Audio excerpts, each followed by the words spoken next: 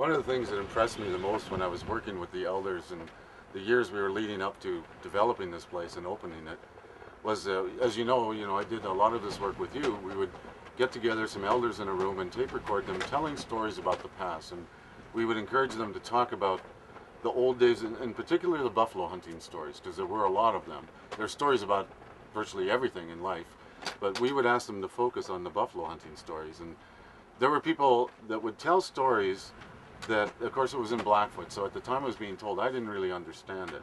But later, when I would work with you with the translations, I had copies of stories that were written in 1910 by this guy Eulenbeck, you know, that text. He wrote them in Piegan or Blackfoot, and he wrote them in English. So it's almost 100 years ago.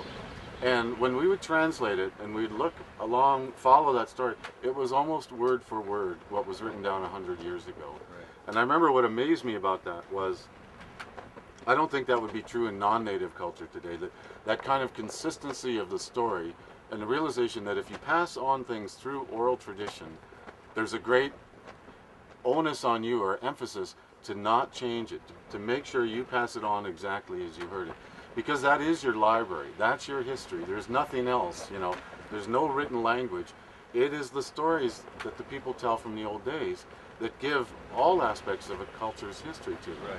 And there's this great pressure to say, this knowledge, you don't tamper with this, you tell it just like you heard it. And so Billy Strikes with a Gun could tell you and I a story of the rounding up or moving the buffalo, and it's almost word for word as it was recorded 100 years ago. And I remember how impressed I was with that. And remembering at the time thinking, and archaeology will never tell us that, you know. We can fill in part of the story, but there's this great part that we can only get by really talking to living elders today and using that to sort of work our way back in time. Right. I think the other amazing part about it is that people like Billy Strikes with a Gun never knew how to read. Yeah. Or can barely speak English. That's but right. Still it was word for word. I think one of the things we look at Billy's stories about rounding buffalo up and the other elders that tell their stories about how to use the head smashed in and practices of buffalo hunting and running buffalo over the jump. I think those stories are instructions in an oral culture. And those instructions, when they're left with you, that's like learning a trade or a technology. So you take that trade or technology, and it comes with songs, and a lot of those stories came with songs. That song and the story are part of a validation system in an oral culture that says you never change it. You keep, or the way it was given to you is the way you keep it until you transfer it on. Now, one of the things about holding technology or practice is in Western world today, you can buy technology, you can hide it, destroy it, and sell it.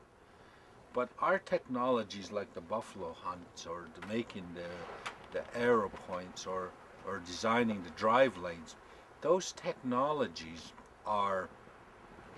come with moral principles because we're only stewards of that technology. And the steward, as being a steward, that information comes with the moral part of our culture. So you can't throw it away, destroy it, or you have to maintain it the same way. And there's also the belief system is that if I ever change it, then Creator's gonna zap me. Zap you. Yeah. It's a Blackfoot term. Hey. Blackfoot concept.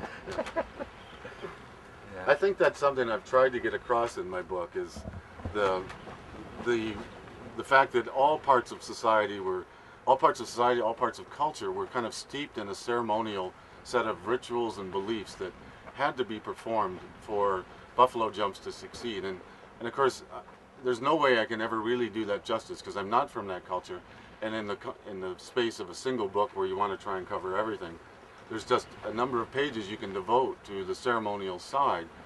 But the more I read about it and the more I looked into it, the more I was just amazed that I would read about the Crow and the Mandan and the Iowa and all these groups go off to their buffalo hunts, and they would just be steeped in these days of ceremonial rituals. And people would have to hide in tents for days on end and not speak to anybody, and a leader would have to go out with a buffalo skull and do certain things, and it varied from group to group. But it made me realize, and I've tried to convey to the readers, that it's wrong to think of these as masterful aspects of mechanics and wizardry of technology, a buffalo jump. They were that, but they were much more than that. And none of that would matter if the ceremonial paraphernalia and beliefs were not all taken care of and in place at the time. Right. And that jumps succeeded or failed because the spirits willed it to be so, and not because the people had understood everything or done everything right. They could do everything right, but the spirits had to have lined up everything for them at that time. I think that's that is one of our important factors of our culture. Is we believe in the coexistence of spirituality. I know my parents passed on, but while they were alive, you used to go visit them, and I go visit them. And it seems to me every time I went to visit my dad, there was somebody there. So we couldn't connect on a level that we wanted to. There's a few times where we had our own time together and we connected. But now in our culture, I believe that through our ceremonies and our way of life, we believe that he's here a lot more. So when I need him, he's there constantly. So it's because of that kind of belief system that allows the buffalo jumps to be successful. These ceremonies that include the spiritual aspects to talk about how the help can come from the spirit world, and those are important. But also we look at when you go into working with the spirit world, it's a state of mind where in an oral culture, dreams, visions, stories are traditional knowledge. And for example, my great-grandparents had dreams about, say, floods, and my parents had dreams about floods, and I had dreams about floods, but each time the same rationale was put to that dream. So today, if I dream about a flood, I'll automatically know what I'm going to do, because to me it's traditional knowledge, and believing in the spirit world to help me do what I do. So you never change that.